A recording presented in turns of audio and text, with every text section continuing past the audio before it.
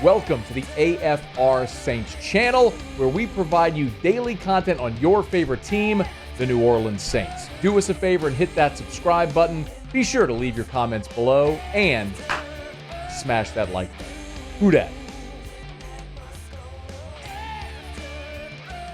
Well, the first New Orleans Saints Sunday of 2025 ended like so many New Orleans Saints Sundays of 2024 with a loss. Here was Darren Rizzi after the Saints grabbed the throat against Tampa 27-19.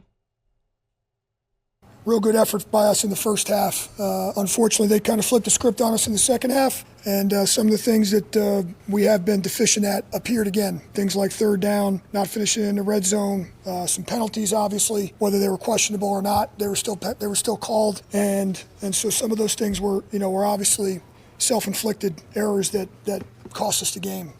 I will spend roughly 4 seconds on this football game because, quite honestly, the result of this football game is largely inconsequential to the bigger picture New Orleans Saints conversation, which is massively influential and consequential for the future of this organization. But this was a miserable season that was defined by injuries, the first in-season coaching change since Jim Mora in 1996, and it is mercifully over. The Saints did some good. There were 4 drives of 10 plays or more, 4 scoring drives of 10 plays or more. My buddy Chris Marler over at LouisianaSports.net told me this is the first time that's happened in a Saints game since 1992. Is that, like, Marler said it. It's got to be real, right? It's incredible.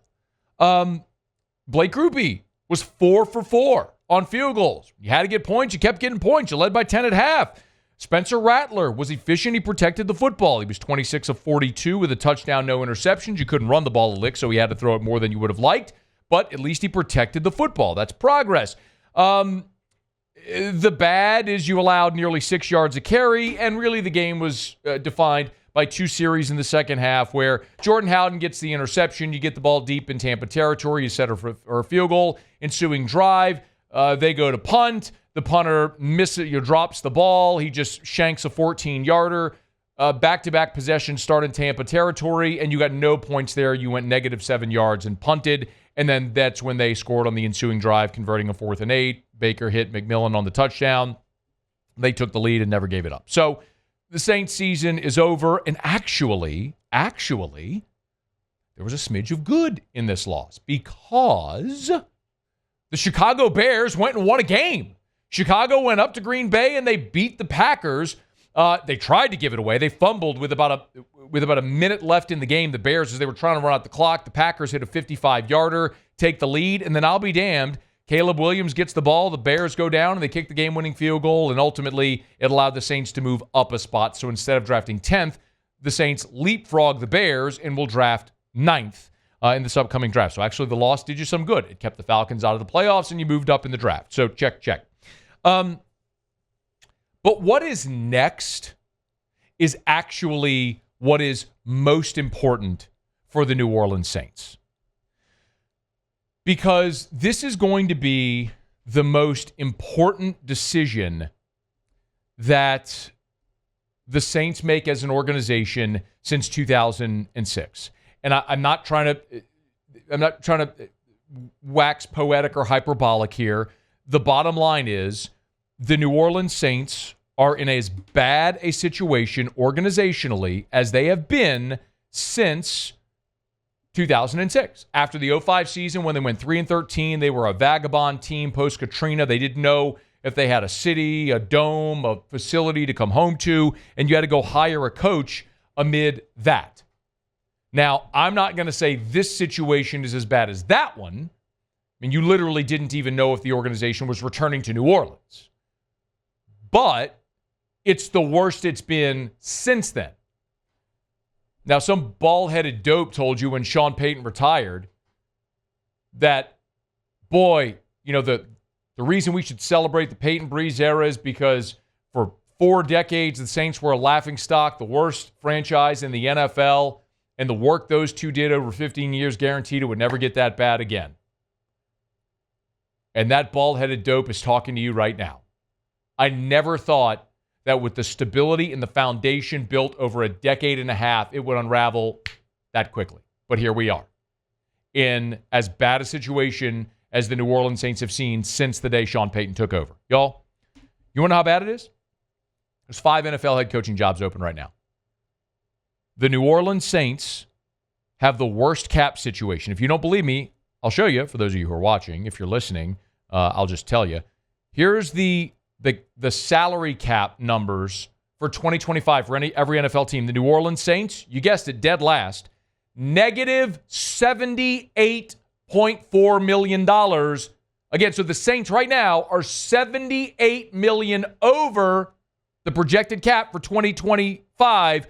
The next closest team, pull that back up, Paulie, please. The next closest team, the Cleveland Browns, $19 million over the cap. The New Orleans Saints are $60 million over the cap, more than the next closest team. Not only do they have the worst cap situation in the NFL, it ain't remotely close.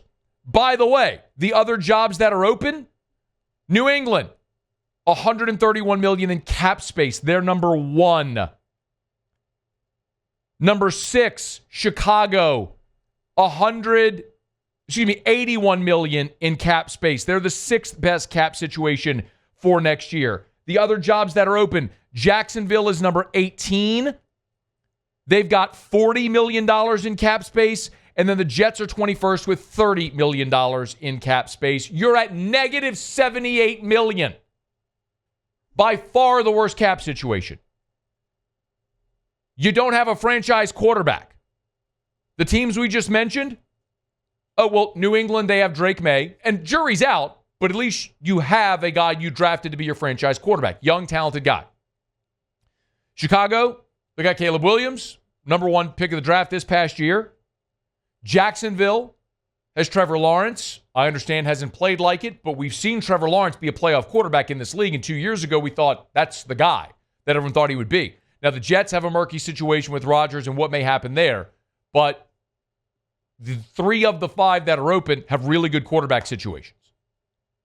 And again, the Jets have $30 million in cap space, and they're drafting 4th. Where are the Jets drafting? Maybe 7th. Anyway, I think they're 4th. Anyway, so you get the worst cap situation.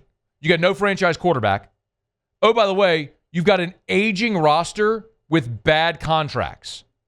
If this is depressing you, it should. But I'm just painting this picture in reality of what the Saints are. Here are your highest cap hits in order on the 2025 roster. You ready? New Orleans Saints, 2025 roster, highest to lowest cap hits. Highest cap hit, 34-year-old Derek Carr, $51.4 million. Next highest cap hit, 31-year-old Ryan Ramczyk, whose career is likely over. He's going to cost you $29 million. Next, Cameron Jordan, 36 years old, $20 million. Next, Taysom Hill, 35 years old, $17.9 million. I'm not making this up. Eric McCoy's next, 28 years old, $15.4 million. Then Peyton Turner is next.